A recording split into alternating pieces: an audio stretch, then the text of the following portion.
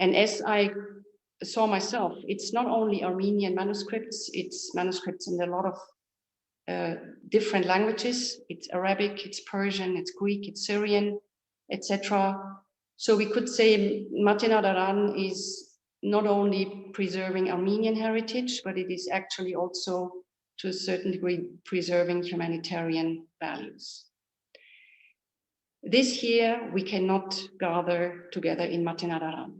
And so we decided to have our first online announcement. Lord Darcy, I would like to ask you, in the current situation, what is the specific significance of this announcement?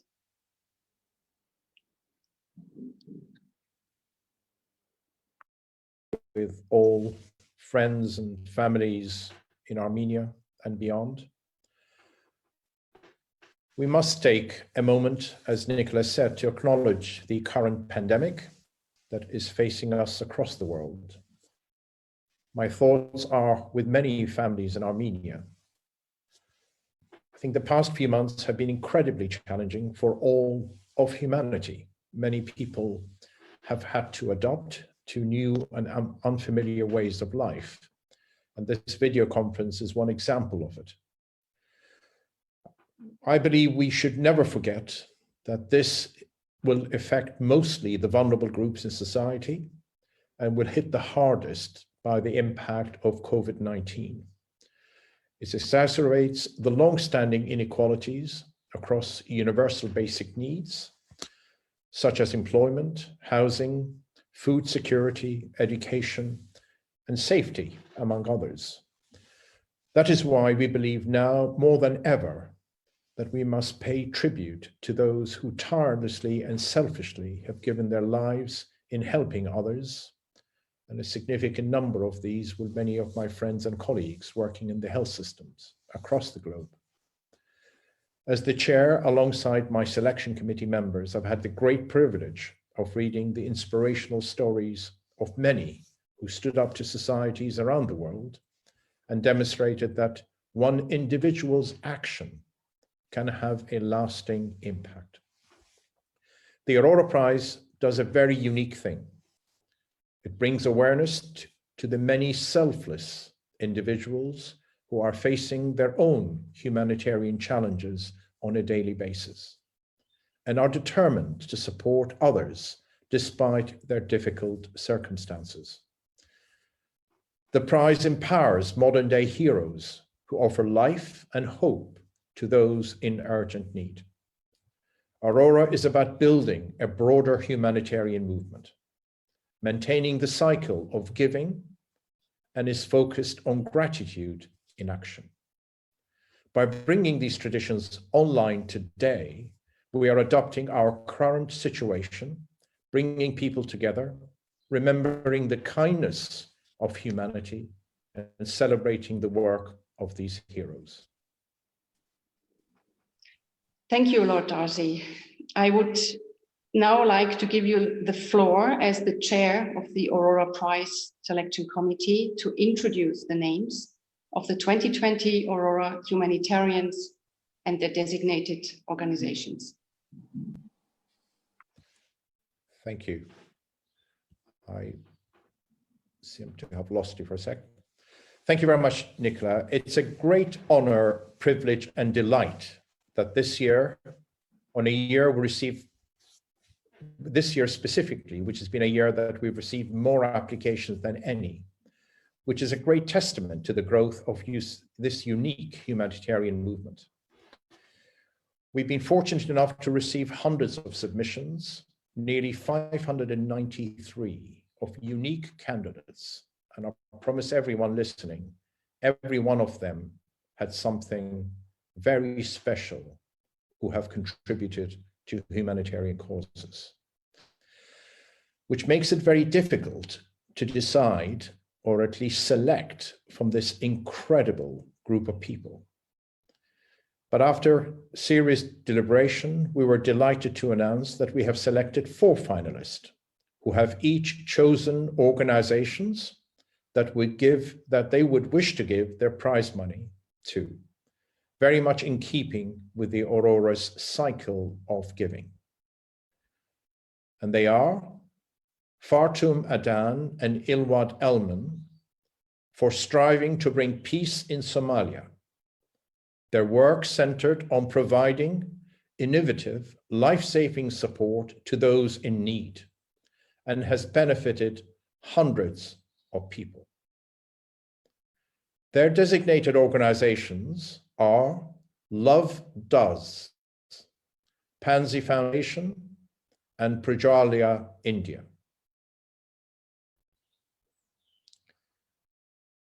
Sister Angelique Nameka for helping displaced people in the Democratic Republic of Congo. In the last decade, no less than 22,500 women received support in the Center for Reintegration and Development created by Sister Angelique. Her designated organizations are Invisible Children and Caritas. Next is Sophie Bow and Klaus Vogel for rescuing refugees in the Mediterranean. To date, their organization, SOS Méditerranée, has helped more than 30,000 refugees. Their designated organization is SOS Méditerranée. Finally, Sakina Yacoubi for providing education to women and girls in Afghanistan and Pakistan, founder of the Afghan Institute of Learning. She has impacted 16 million Afghans. Her dedicated organizations are the Afghan Institute of Learning, Creating Hope, and Women's Refugee Commission. A huge congratulations for these 4 remarkable individuals. And we will now watch a short film of their work. Thank you.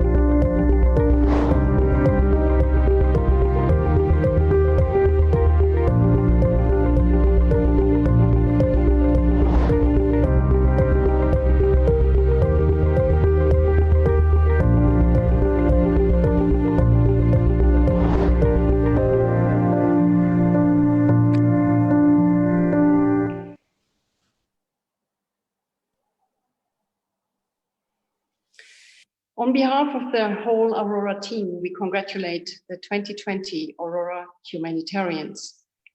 And we know some of them are following our online event right now. But we also would like to thank Lord Darcy and all the members of the selection committee for their commitment and for their valuable work. We know also that some of them are joining us today on this event. Lord Darcy, my last question to you for the moment. Aurora is continuing its work beyond 2020, is that correct? That is correct, Nicola. And more than any other time, its role will continue to search for these unsung heroes that we've just witnessed and to give them acknowledgement that they deserve. With that, we're delighted today to officially announce the opening of the nomination period for the 2021 Aurora Prize.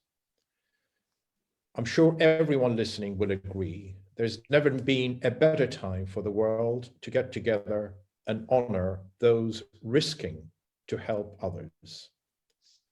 We are calling for nomination of inspiring humanitarians who go to extreme lengths to save lives of others, including those fighting the global outbreak of COVID-19.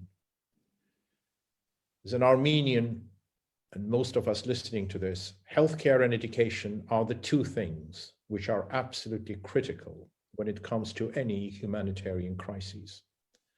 Aurora has a very strong tradition of recognizing the impact globally of healthcare workers such as Dr. Katina and Dr. Mukherjee, both remarkable individuals in their own rights. This year, there will be millions of healthcare heroes around the world.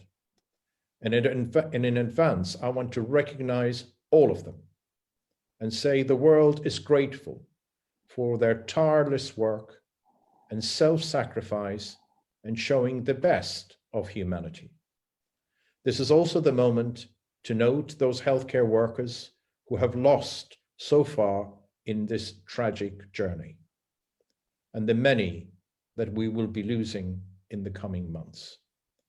However, it's not just healthcare workers who are the heroes.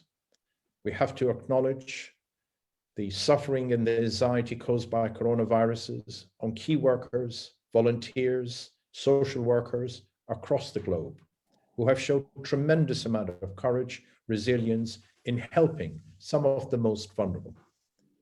From keeping people supplied with basic needs during the lockdown, to helping the elderly and the confused protect themselves.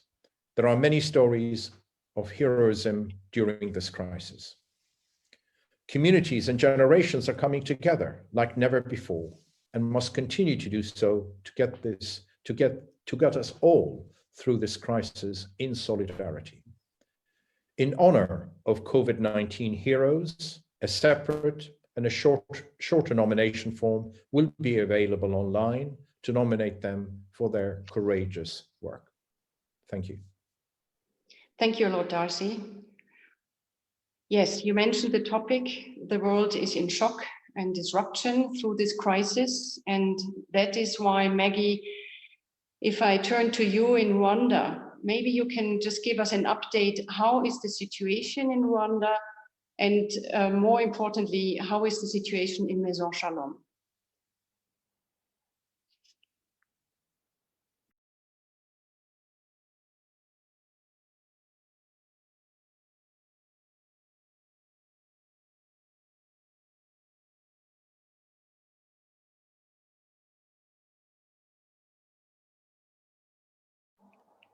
Maggie, you have to unmute.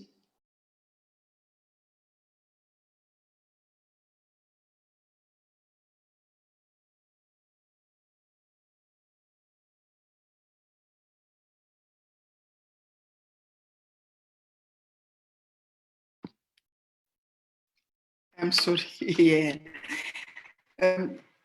For this moment, with this pandemic moment, the government of Rwanda helped since 1 month. We are in a lockdown. we don't have so many, we are lucky, so many people. We have only 155 affected. Already 87, they are now healed. And we have only 6-7 people who are ill in hospital. But you understand, a poor country with many refugees, the problem for this moment is urban refugees who lost their jobs.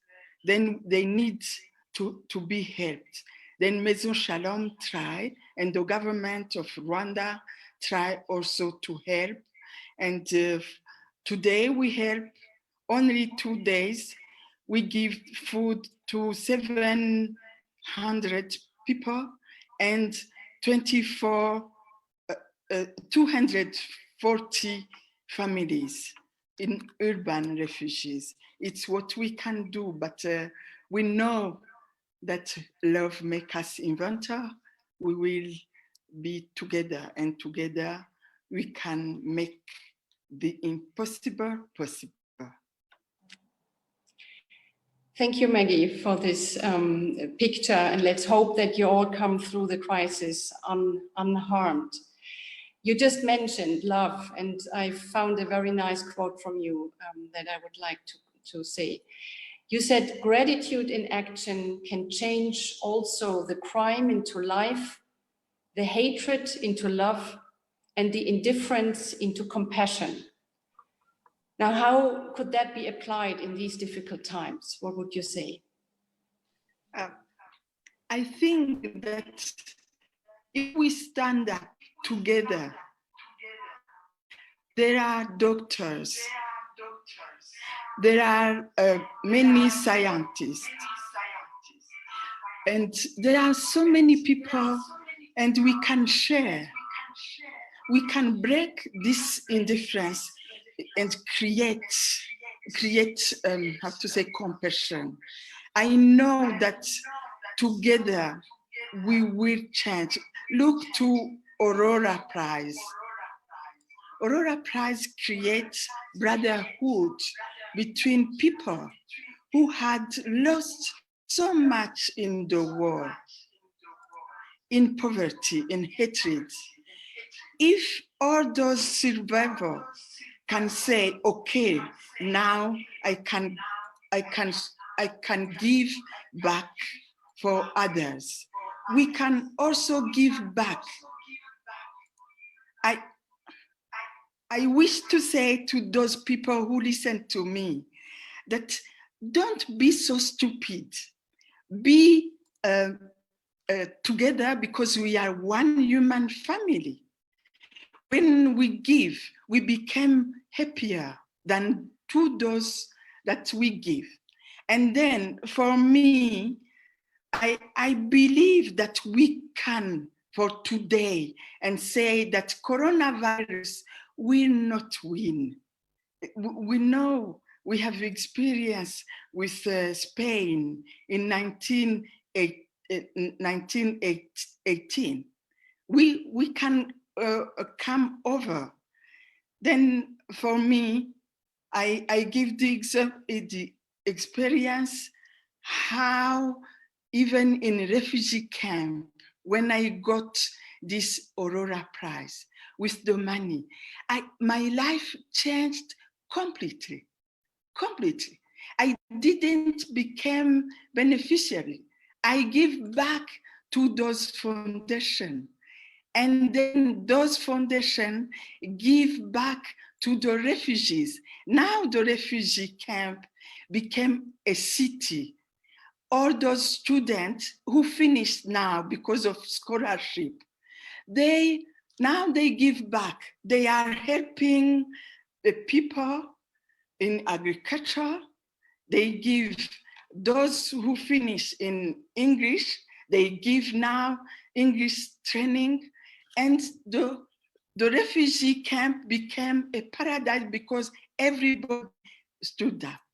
I believe, I can say that all those people with Aurora Prize, the most important it's give. It's not about money. It's about the impact. We change completely the mindset in the world. We became brother and sister. We changed the world. Thank you, because thanks to Aurora Prize, now the world can say we are one human family.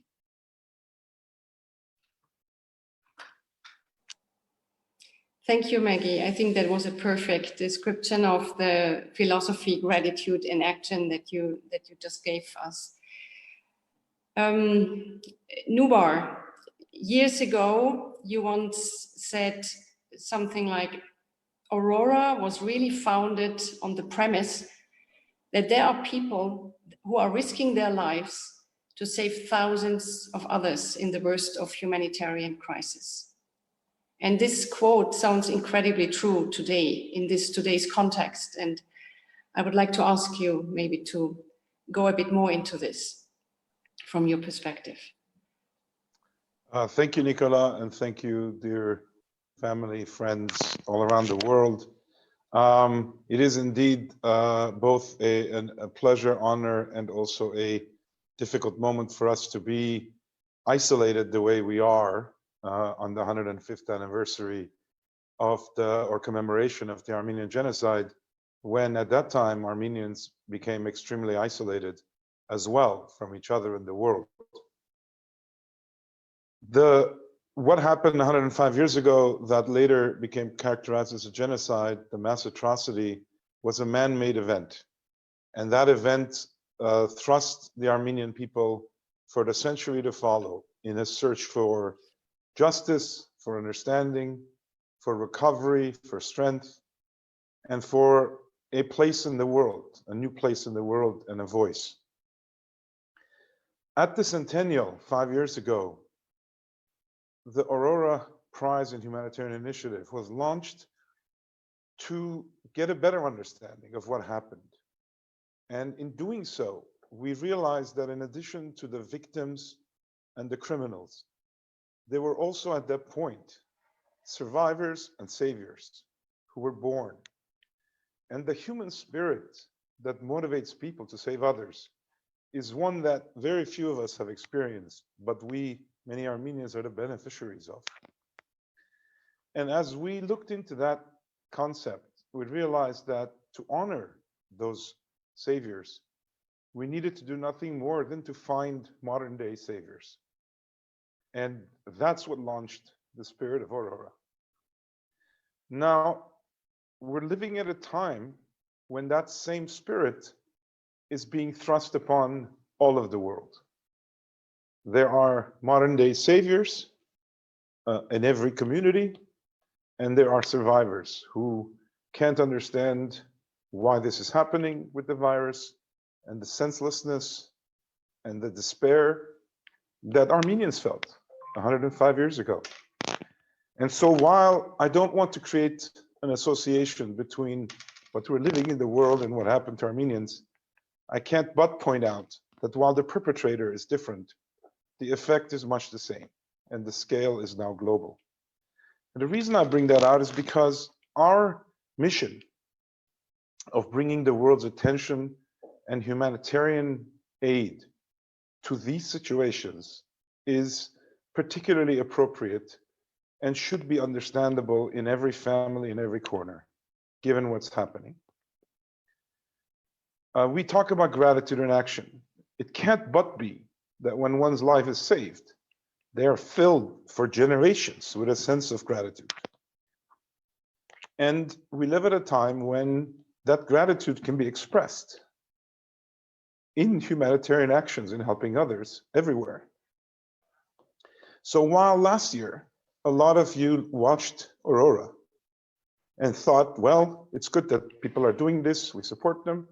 And of course, we're so far from the places where these actions are being taken, but we appreciate meeting the people, hearing their stories.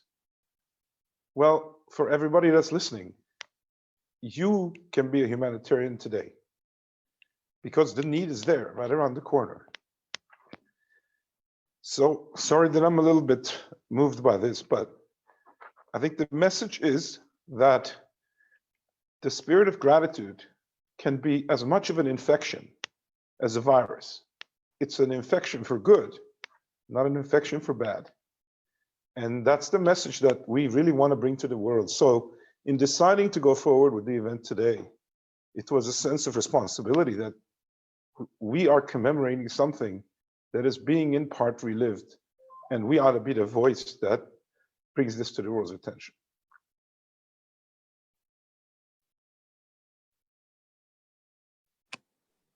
Thank you, Nubar, for these very moving words. And I'm really sorry if I change again now to the virus. You mentioned it, it's tough times, and we all have a chance to do our part. There are a lot of eyes on you these days, Nubar, because in this crisis, there is also hope. And one of this is the promising process of developing a vaccine against the coronavirus. And that is happening through one of your companies, that is Moderna Therapeutics.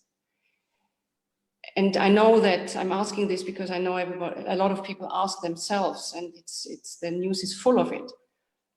The question is, developing and successfully testing a vaccine is one thing, but let's say, how long would it go until a country like Armenia would have access to a vaccine in these days, in this crisis? Well, Nicola, the topic of developing, whether it's better tests, better treatments, and better vaccines or vaccines for this disease, is one that is consuming scientists all over the world, tens of thousands of them. And while they may not be able to care for patients, they are caring for the future patients by enabling the technologies that we so desperately need. I have described what's going on today as essentially a biological battle between the social nature of human beings and the invasive nature of a virus that transmits itself exactly because of our social nature. And this is kind of a fairly, it's certainly precedented, but it's unprecedented in our modern time, certainly in the last century, in its scale.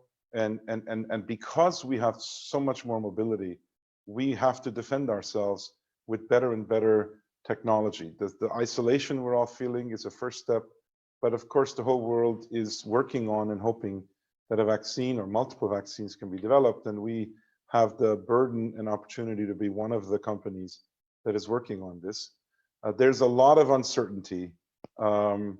This is no different than the kind of aid that is needed, for example, to be brought to bear on refugee crises. People do whatever they can to help the situation, and in this case, it's science that tries to help. In terms of countries like Armenia, I can tell you that the effort that is underway is meant to be addressing the whole world. It is the case that we live in an uncomfortably nationalistic time, and various countries, especially powerful ones, seem to be more interested in defending their own interests than the whole world. But in the end, I'm quite sure that the population around the world will demand solutions that are available to everybody on the planet. I think this whole crisis will bring people together, remind people why we need institutions that are global institutions that came about in the last century that seem to be weakening. And it will be the responsibility of international institutions such as World Health Organization, such as the Gates Foundation for certain countries, CEPI, which is a big vaccine alliance.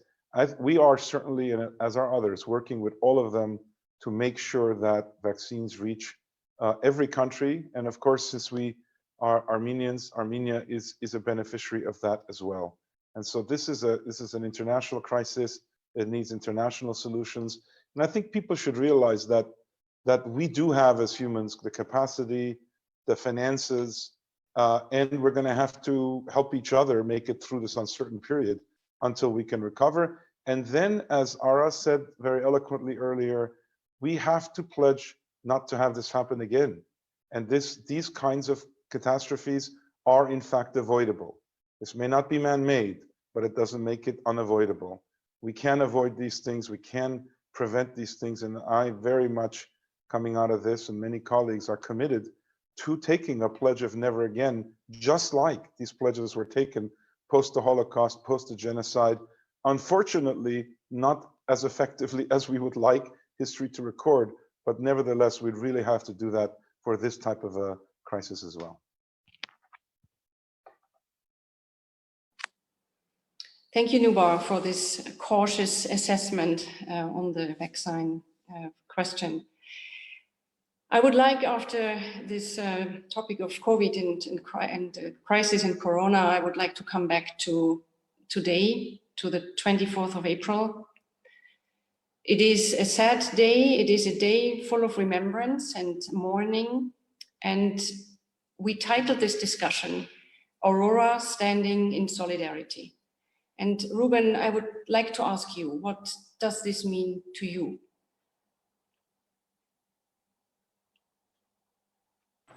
Thank you, Nicola. Good evening, everybody. Good morning and good afternoon. I think it's very symbolic, but my image is not very visible. The back of the Mapadaran, who is much more important compared to me, and I will say it's showing how generations will pass away, but some of the key legacies will stay for all of us. And I think that what we're memorizing today, it's critical not only for Armenians, but also for the world. And I think it's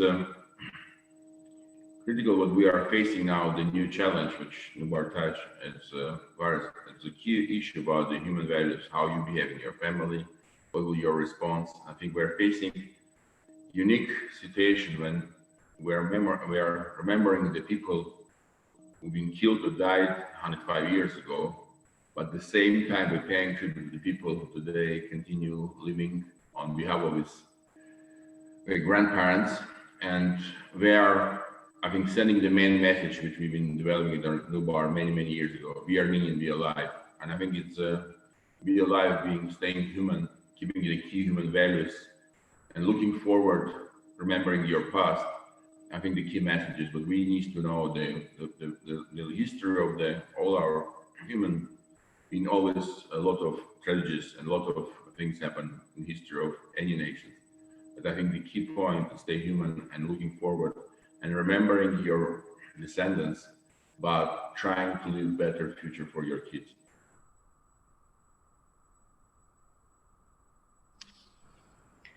Thank you, Ruben. That is already taking my next question in a way, because on one side we are have a 5th anniversary celebrating 5 years of Aurora.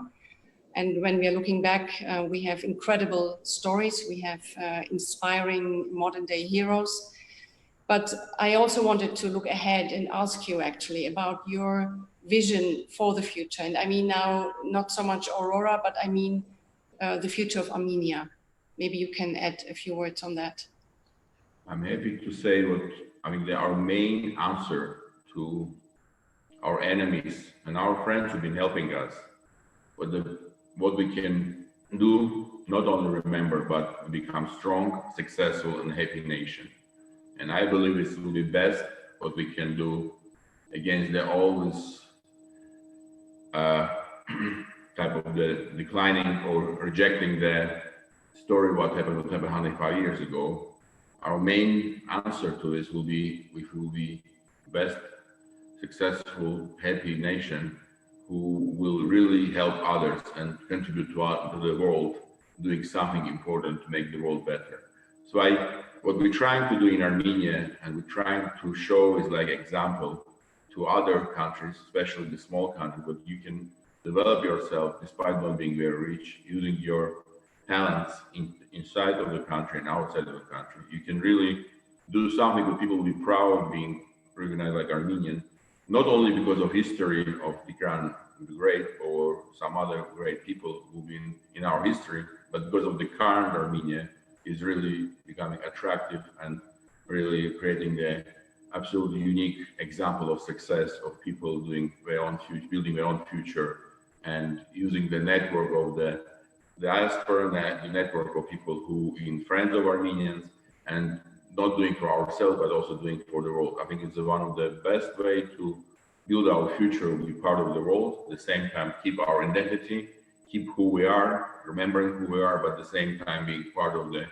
global movement to trying to make this world better. And so I will try to do in our projects in Armenia with last 20 years. This year we're also celebrating Armenia 2020 project, which was been started with me and many our friends and our families 20 years ago when we started to think about future of Armenia. And I'm happy to see a lot of things have been achieved, a lot of things have been not achieved, but we've been doing it with our friends and partners. And I would say thank you all our colleagues and partners support our projects, and we can see something which we've been doing. It's giving some results back to the Armenia and also to the world. And I hope this is the best example to building future, knowing your past and relying on your past.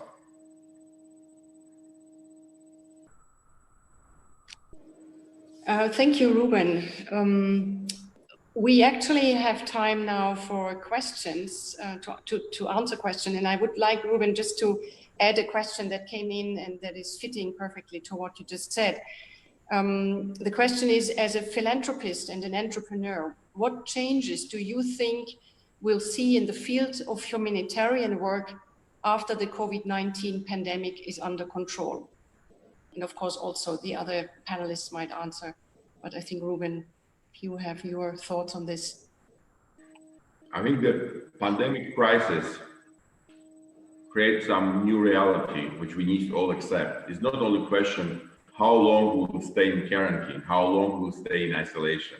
And by the way, this is a unique situation, but in one hand, we all locked down in our own flats and homes and basically isolated very, very locally. In other hand, we're very globally connected, which means we are depending on what's happening in the world. We are looking what's happening in the United States, what's happening in China. It's showing how, despite we're locally or we are global, part of the global picture. I think one thing the pandemic will create is the changes of offline, online proportion of our life. It will change our behavior, it will change our culture, it will change our economic and financial situation, but it also will create a lot of opportunities, because this new reality will more and more show with the humans will becoming the main driver of transformation of the world. We'll need to have a good ecosystem where we're not only getting good compensation or good some real estate or cars, but also we have a good system of the neighbors, of families. I think we are going back to some of the key points which we maybe lost for 50, 70 years, doing less attention. It's not just earning money, but also being happy, because we're staying now with our families, and it's interesting to see how surprisingly we're facing the new reality, but we're spending more time with our family members. We're spending more time with our neighbors because we're relying on them. I think it's a good example of the, in one hand, see the technology transformation of the life around us, and at the same time, going back to the key human values, key human behavior, and key elements, which also we're facing in the hospitals when you need to make a tough decision about whom you will save and how you make this decision, who will make this decision. And I think it's our dependability from the system, or whatever we name it, state will become, in one hand, more, and will be more and more dependent. The system will provide us some security and some safety. At the same time, we'll be more and more relying to our own independence and our own decisions and our own responsibilities for our own personal life. That's why we'll have a more extreme online, offline, and combination of these two elements. We'll have a more extreme of the state controlling and regulating us. At the same time, our own life responsibility will be under our head. I think we'll be more looking about technology and transformation, and same time going back to human values and basics, which was being developed thousands of years ago. So I think we have a unique time when this extreme element, which nobody see it, can be combined and become more important and will be merged together, which will be, we will see the new reality. I think it will be unique for all our kids, and I hope we can learn the lessons. I hope we can learn the how we can handle this stuff with the tough questions together, because what I believe, only together, only talking to each other, only spending time together, only sharing experience and pain and everything what you learn to others to get something to find a solution, we can go together. I think it's illusion when somebody sitting somewhere can make the decision for us. and help us, I think, in God, and it will help people to realize what we need to be more proactive, building our own future, our family's future, or our nation's future.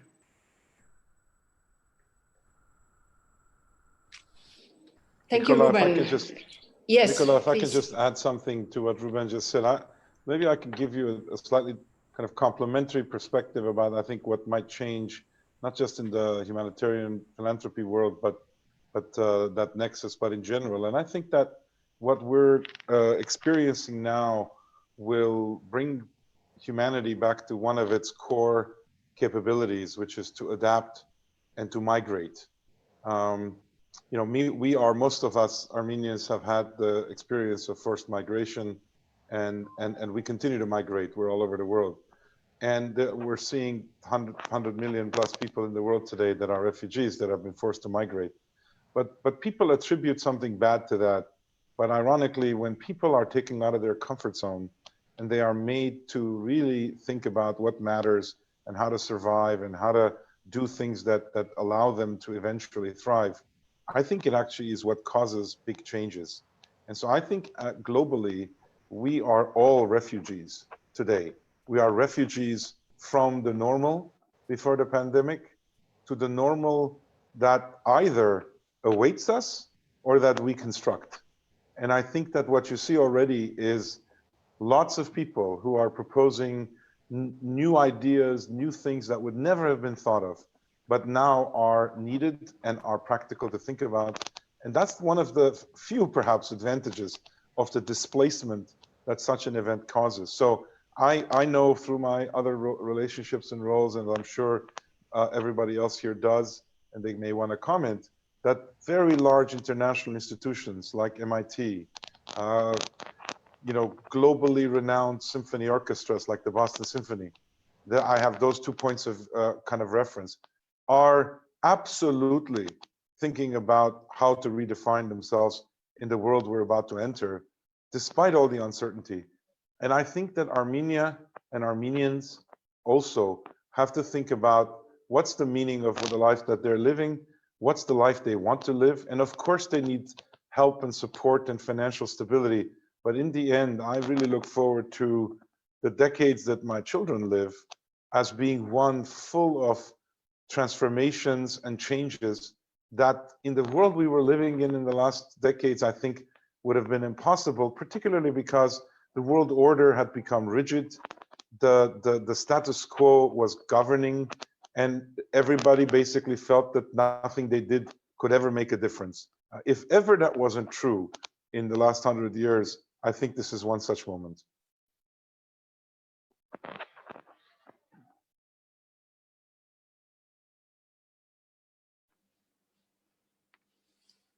I'm not sure, Vartan, you wanted to add something? Or I think yeah. Nubar and Ruben make very important point. Martin Luther King said once, civil rights leader in the United States, we came in different ships, now we're in the same boat. And we're realizing these events more than ever, how intertwined, how integrated we are as a humanity. It's forced us to think as one, even though different solutions will be found, nationalistic and others still. But more than ever, I think, it's shown that plagues have no borders. Plagues do not recognize, don't discriminate on the basis of ethnicity, race, or color, or region. And humanity forces humanity to think as one, that as human beings, what can we do to prevent, to preserve, as well as preserve? And more than ever, I think the Aurora idea that my two colleagues, Ruben and Nubar, started, is indicating now the need of association of auroras around the world in order to mine what's the best in us in order to bring out there. Because we have, and we'll discuss later, maybe we have heroes and others in every area, but when decency, morality, ethics always was shunted aside and people behaved in disbelief about the authenticity of those feelings and those ideas. Now everybody's forced to deal what's ethical, what's moral, what's long range, what's good, not what's expedient alone. And therefore, I think Umar is right. Yeah. Now, I would say maybe Nubar and Ruben, you shared probably an optimistic view, that you say there is we have a chance that there is something really good coming out of this crisis. But of course, there are also skeptics, and who say as soon as we are back to normal, everything will be forgotten. I have one question, maybe Lord Darcy, that is interesting for you, asking, now more than ever, the focus of the world is on the healthcare workers. How will this affect the way we treat them in the future? What would you say, Lord Darcy? Thank you. I suspect we know how to protect them at the moment, which is called the personal protection equipment. And sadly, in many health systems, that's been a difficult challenge. We've had a huge spike in demand, and there were very few global suppliers. So there's been, sadly, a lot of protectionism in terms of the not necessarily sharing some of these equipment, which is absolutely critical to protect the staff. I will look at this slightly differently. It's not the staff. This country has lost very large number of citizens, which is very traumatic to all of us who work in the healthcare system. I think there's a big lesson to be learned from this. Although we have been speaking about pandemics, I think the preparation to pandemics globally demonstrated the weaknesses across the system. I might just attribute some of the work that Nubar has done in this field in terms of being the first to launch a vaccine for COVID. So we need organizations like Flagship and Moderna who really been well ahead of their time in terms of research and development. But as Nubar will also say, we need a mindset change. We need a mindset change. As an article he published recently in the Boston Globe, we need to think about health as one of our securities. And health security is something that we all need to think through once the COVID postmortem has happened. We need to be much better equipped. We need to be much readier in terms of therapeutics, vaccines. And we also need to develop technologies that will protect us from such virus, or at least a virus turning into a pandemic as it happened in this situation. So there are many, many lessons to be learned, but the most important one, back to your question, is what could we do to our staff? We do know what we need to do to our staff. I think it's quite important that, again, from a security perspective, that we have the personal protection equipment available at every country in case of an emergency like this.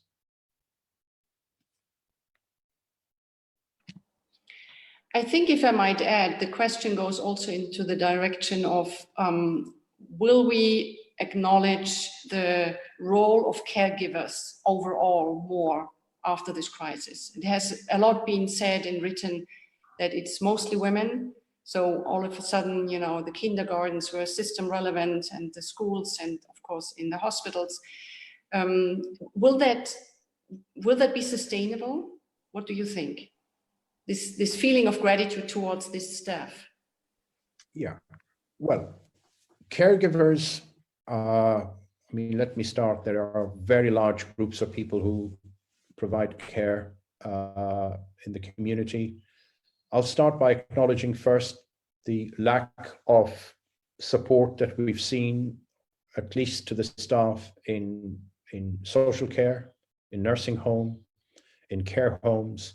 That's been, Europe certainly has been hit very badly with this, as you will know, in terms of the isolating people in nursing homes, the ability to test for infections in nursing homes, the ability to protect staff working in nursing homes was another serious issue. We've lost a significant number of staff working in care homes, which is a serious issue. So yes, there's been a lack of confidence, as we've seen in some European cities, like certainly in Spain, where people just left the nursing home and many of the elderly were left alone in many of these care homes. So we're just seeing the opposite of what Aurora stands for. So, but these things do happen if there are serious concerns and grave concerns. So I think our approach to community, societal level approach to community will have to change, whether it's a care home, whether it's a school.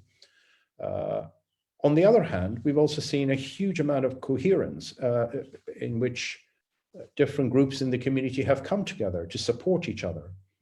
That's the positive, that's the other side of the coin, the positive aspects of the threat of COVID has brought to us at a street level, door-to-door level, people checking on their neighbors, people supporting their neighbors, supporting their community, people out there going and doing your shopping for you, people out there purely picking up the phone and calling you once a day. So it has also brought the best in humanity.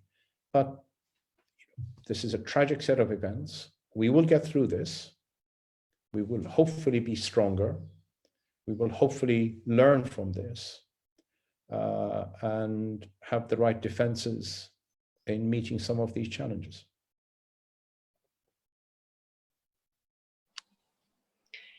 Thank you, Lord Darcy. If there is no other comment on this, I would go maybe to another question. Ruben, yes? I think what we will face, I think it's very important to going back to the respect to main profession, teacher, doctor. I think it's one of the things that's happened last 40, 50 years. This consuming-based society and the money-driven society, when everybody was talking about market capitalization, the profitability, I think the nature is showing us what it's important of is much less compared with thought before. And many people now facing serious existential crisis about what we will do, how we will live, what is the main criteria of success. So I'll say, I hope this crisis will help us to go back to the basic and understand that the professions which have been less treated, not fair treated last 30 years, I think will need to come back, not because of the high compensation, but because of importance of what they've been doing and doing thousands of years. That's why I hope we will learn the lessons. We will not forget immediately after the virus will be gone. And we'll learn what the lessons will be, what we need to go back to normal society, where is the key professions, scientists, doctors, culture leaders. It's all important, and just money is not can be everything for all of us. And I say it's an instinct the way we can talk about not about will we face the socialism or we will get the end of the capitalism, but we will need to change the system and make more balance between the money-driven, consuming-based society to the value-driven, learning-based, creative society.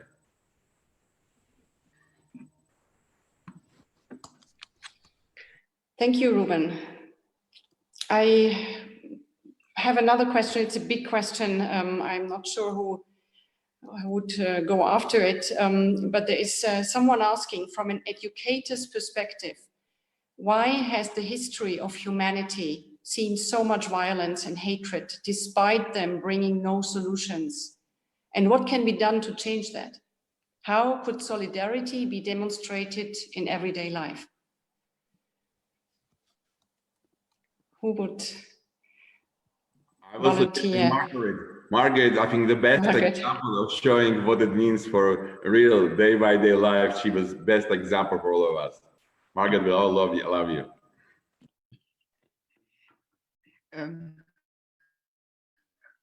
I think that it's possible if everybody, each of us said, I belong to this big family, human being family, and say, if they kill a child in Syria, even I am in Rwanda, it's my child that they kill. And the system, the whole system, I think, UN organization, they must think that they can't be just in indifference and spend money in stupid things. Why they kill each other? I know in my country, I suffer with the war. It's not because ethnic group, it's because of poverty. And in the country where everything can grow, it's fertile. Why? We must have another mindset in education. Like I can say Mandela had said, if we want to change the world, then we put the money in education. If we educate people, then we will change the world in paradise. It's because of those people who are not educated with human values, compassion, integrity, and also because there is richness, enough richness to feed everybody.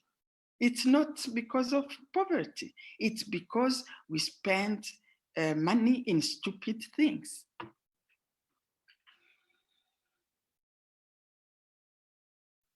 Yes, thank you, Maggie. Any other comments on that? I have then maybe, if I look at maybe a last question that I would like to ask all of you. The question, what is the biggest lesson of your life, particularly in the current situation? What is the biggest lesson that you personally learned during the last weeks, months?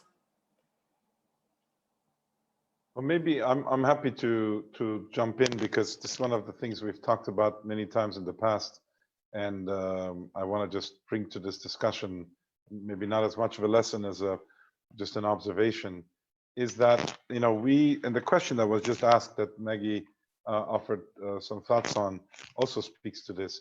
It may be part of the human condition that through competition, through discord, through many other forces, we are constantly being forced to survive and being forced to kind of become reborn. And I say that because, I'm standing in front of or pictured in front of the symbolic Mount Ararat, which really represents the whole historic sense of second chance. It seems like our lives are made up of moments, it's not a continuity, but moments that bring us close to one or another form of survival. And the question becomes, what do you do with the second chance? Some people lose their meaning of life when they are surviving because they become completely destabilized. But other people fill that void with a new meaning of their life. And I think that, we've talked many times about the Armenian experience, one of going from surviving to reviving to thriving. And this, there's hours and hours of our talks over the years. And boy, did we not think that notion would be applicable to the world today. I say that in the sense that as we are going through the current crisis, the world is very much in survival mode. There are some people who hope it goes back to the way it was before. But there are other people who realize that we're going to enter a phase of reviving. And by reviving, I mean to recreate the life we want to have, to recover.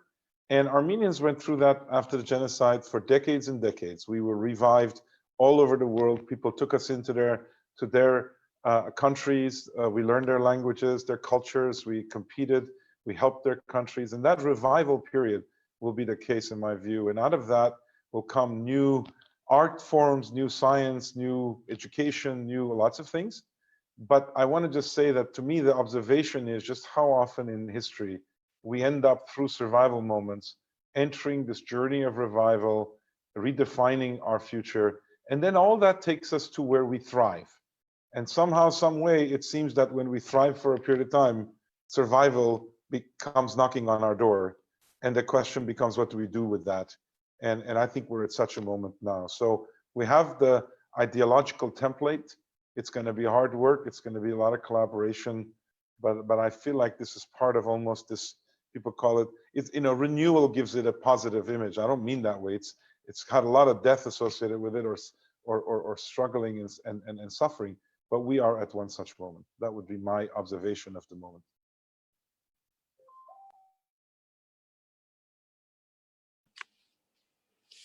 Thank you, Nubar, for these thoughts on a very actually difficult question. Anybody else about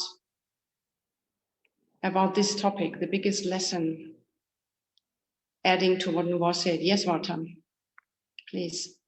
I think we lack introspection, and this pandemic has forced us to be examining our lives. As Ruben mentioned, where are we? What are we doing? Why are we doing what we do? What for? What are our values? What are our and I came to the conclusion that's very healthy once in a while to reevaluate one's life, forced to reevaluate. It's not a luxury, it's a necessity. And I came to another conclusion that we are not only vulnerable, but religion has failed us, all countries. Previous question that was asked, because they're not teaching what unites us, they're teaching what divides us.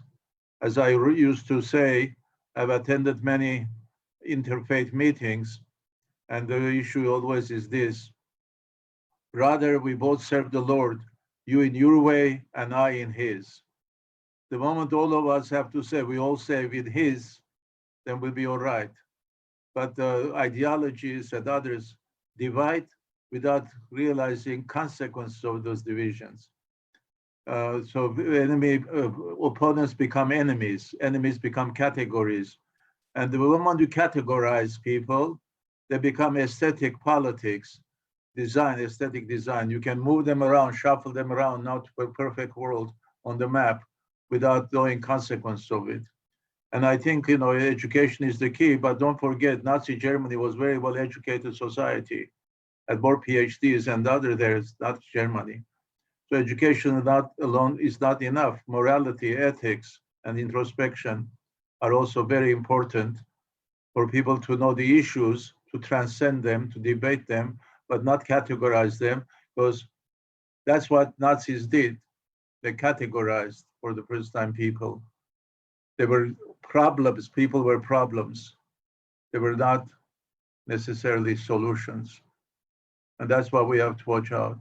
So introspection is great, but also knowledge without introspection is empty. So we have also to provide knowledge, a ground for introspection, not speculation on hazardous, the way people do. So that's my answer to that.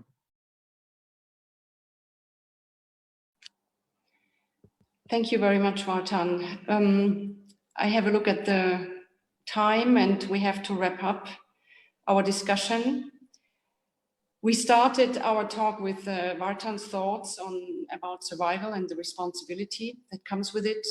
We touched upon a lot of big thoughts about solidarity and love, the gratitude that should grow out of any humanitarian crisis, human values, human spirit. And last but not least, we honored the heroism of our 2020 Aurora humanitarians, but also of the many unsung heroes of the COVID-19 crisis. In closing this discussion, I would like to quote another saying of Vartan. Vartan, you said, "I did not know there were so many who qualified to receive the Aurora Prize. And the pity is we only have one prize to give."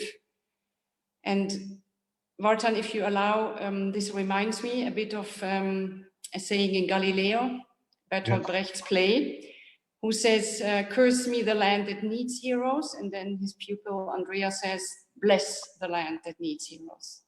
Yes. Vartan. Yeah, that was my quote also, quoting Galileo, Brecht and Galileo. When I was in elementary school in Tabriz, Iran, I went to Armenian school when there was Soviet education. a class in elementary school, there was a line, there was fire, and this person goes, puts out the fire. The reporters say, "What's your name?" He said, "Just tell a Soviet citizen." Namely, it's normal to do it, you don't do it for publicity. So the Brecht's Galileo line reinforced that feeling. So cursed be the land that needs heroes, because we're so debased, so immoral, so evil, that we need heroes in order to redeem us or justify us.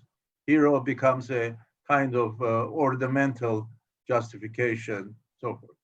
So mindful of that, I would say blessed are the lands that need that have heroes, because they not only reminds us what's good, but they practice actually what's good. They're not preaching, but they're practicing. And that's what Aurora comes, in my opinion, is Aurora is practicing gratitude. It's gratitude in action. It's not talking, because talk is cheap without action. And in my hope that Aurora will be an example to emulate around the world, to bring the unknown. People are not doing things in order to be honored. They're doing things because it's the right thing to do. So it's a decent thing to do. It's humane thing to do, human thing to do. It's the just thing to do. And without that kind of moral solidarity that ties our societies together, we'll have always conflict, we'll always have distrust, we'll always be cynical. And I always tell my students in the past, it's all right to be cynic after you're disillusioned and idealist, but don't try to cut the phase of disillusionment by ideal. First become idealist, get disillusioned, be cynic. Rather straightforward, check cynicism as the best way of protecting yourself, because you have not believing in anybody, anything, and so forth, except your interests. So I am very hopeful that Aurora's example already will bring out forward. My only regret is, as you read, we do not have many heroes now that nobody knows we have. Real heroes, not seasonal heroes like athletes, and not real heroes who endure and provide role model for our many children and those families. It's my hope that Aurora will be emulated, forming an association of Auroras in the world in order to bring the best in us, which is hidden, in order to provide role model and inspiration, and also hope for humanity's future. That we're not merely consumers, entertainment units and sales units, but we're also spiritual beings, rational beings with aspirations, dreams, and other things to be and to become and to do. And that's my hope will be about Aurora, that this example will be copied. And also Aurora is a great tribute to Armenia. We're a small nation, but full of legacy, and we don't forget our gratitude. And it's time for us to express our gratitude to all who have helped Aurora, but also all who will help their Auroras in order to bring reawakening of humanity, reawakening of conscience of humanity. Because preaching is not enough, practice is going to be very much. And Aurora does both the idea and the action. So I'm very proud to be part of the Aurora founders, Ruben and Nubar, and all the others throughout Russia, Armenia, Georgia, Latin America, Europe, that help Aurora become Aurora and bigger, but more importantly, to play a major role in awakening human conscience. Because values without, Pascal once said, science without conscience is an abyss. And the same thing, power without conscience is an abyss. And Aurora has to promote both moral, ethical, as well as universal values in order to be credible. It brings great credit, in my opinion, to Armenia, that Aurora is based in Armenia, but is acting and so forth on behalf of Armenia. Because after all, we are part of humanity. We're a universal nation rather than a parochial nation, as Ruben Nubar mentioned. We've been everywhere. We've suffered everywhere. We've built everywhere. The time has come now also for us to concentrate to Armenia as a strong base, so can give humanity what it owes in gratitude, namely to awaken humanity. Thank you. Yes, Ruben, please. And also a few words, just okay.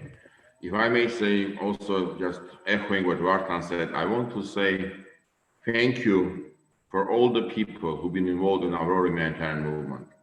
And I think it's amazing to see the number of people who've been engaged and contribute to this project, like donors, which we all appreciate being part of the supporter and partners to us, the experts, which worked hardly to identify the heroes, the volunteers, thousands of volunteers, young Armenians who've been working with this whole project in Armenia, the team who will work in Avrora team, I want to say thank you. The selection committee members who've been dedicated to this, the laureates and finalists who become friends. And I think it's one thing which I learned, you asked this question, I didn't answer this. But the one man is nothing, one woman is nothing. The only together we can do something. And I seriously believe this is the best lesson that we can all learn. Stand alone, aloneness is no future. We know it's in 2030 in Europe, 45% will be alone. We have a Edelman agency started the new barometer of aloneness, which means people will stay alone without anyone. I think we are going to go back and build a trust with people who can do something together. Only together we change the world. Only together with building the trust and dream of doing something good, we can really make significant transformation and really make something. That's why I want to say thank you from my side on behalf of the founders, also the people who've been together with us doing it all these years. And I'll say highly appreciate feeling good I'm not alone. And this crisis, by the way, it showed more importantly how staying at home, you feeling you're not alone, because you have friends, a thousand friends in different parts of the world who together continue doing what we have been doing many years already.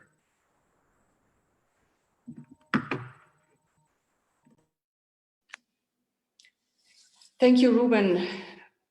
Thank you, Vartan, for this moving and closing remarks. And I would like to thank now our panelists for being with us today on April 24th and for sharing their thoughts and answering the questions of our participants.